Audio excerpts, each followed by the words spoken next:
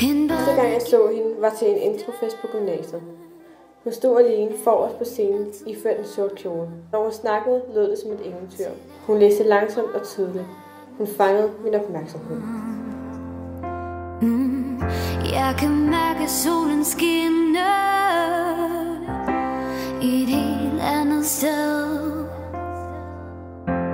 Et sted, hvor der er fred. Og jeg håber... Jeg vidste jo godt, at det ville ske. Men alligevel kom det som en overraskelse. Det føltes som at blive smidt ud fra et fly uden faldskærm. Jeg vandt min kamp, og hun tabte sin. Hun tabte til de små inde i hendes krop. Tog ligaerne. Jeg ville jo bare ikke miste hende.